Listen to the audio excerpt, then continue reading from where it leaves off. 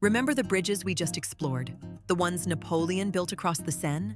Well, he wanted that same sense of neatness and style for the rest of Paris. He looked at the cluttered medieval streets and set out to make the capital look grand and elegant. Today, let's follow his footsteps away from the water to see the exact places he transformed to give the city its very first touch of modern beauty. Back in 1800, Napoleon Bonaparte moved into the heart of Paris. The city was still picking up the pieces after the chaos and destruction of the French Revolution. To bring back order, Napoleon immediately took absolute control. He even abolished the position of the city's mayor to speed up decision-making. His grand plan? To transform Paris into a magnificent capital that could rival ancient Rome. If you've ever been to Paris, you've probably strolled down Rue de Rivoli. Today, it's a famous 3-kilometer avenue packed with luxury boutiques. But 220 years ago, Napoleon literally carved this street right through crowded city slums. He needed a wide, straight road to move his troops efficiently and hold grand military parades.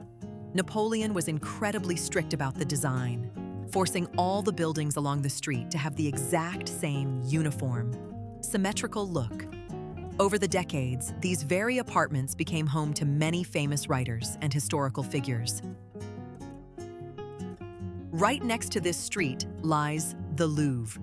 We know it today as the world's most visited museum, a place so massive it would take you about 200 days to see every single piece of art.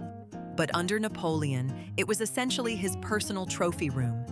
He filled its halls with masterpieces brought back from his military campaigns across Europe.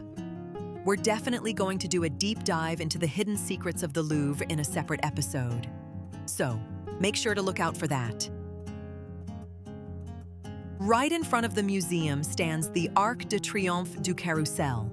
Napoleon built it to celebrate the French army's victories in his early Italian and German campaigns. Back then, it was a bit more modest in size and served as the grand entrance to the luxurious Tuileries Palace. Today, the palace is gone, and the arch simply connects the Louvre to the garden.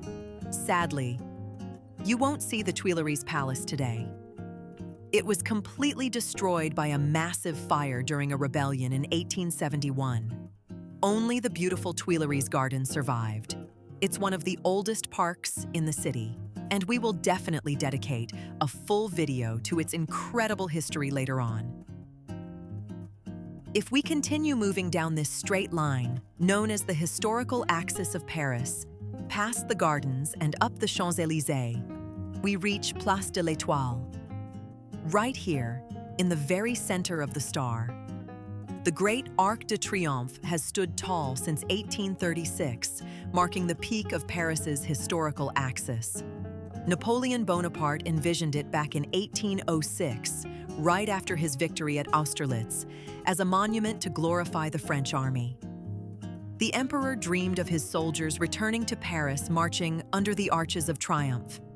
It was designed to be twice the size of the Arc du Carrousel, which had been built by Napoleon's decree just a bit earlier.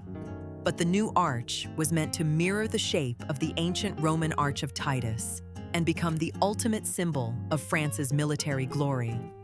Its facades feature reliefs and sculptures depicting key battles of the Revolution and the First Empire, while the walls are engraved with the names of French generals and 158 victories of Napoleon's army.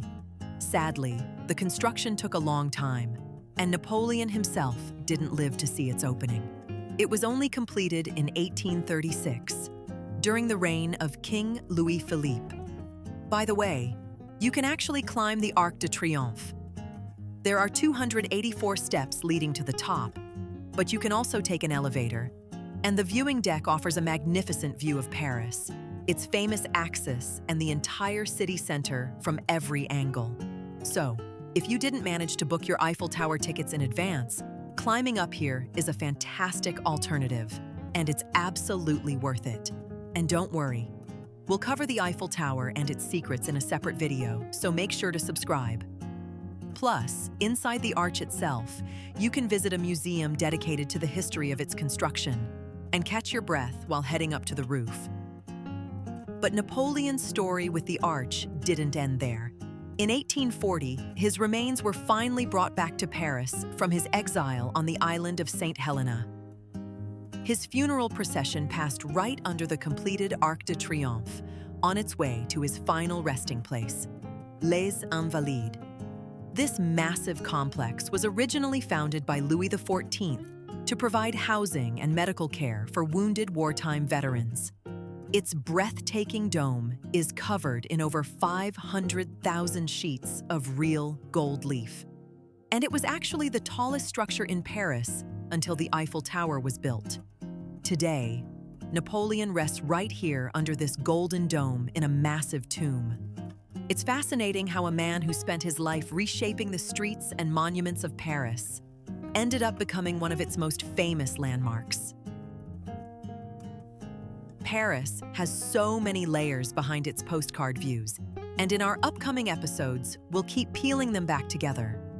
Before we go, I'd love to hear from you. If you visited Paris, which of these places would you check out first? The historic Rue de Rivoli or the peaceful grounds of Les Invalides? Let me know in the comments below. Thank you so much for watching. If you enjoyed this video, please give it a like and subscribe so you don't miss our next discovery. See you next time.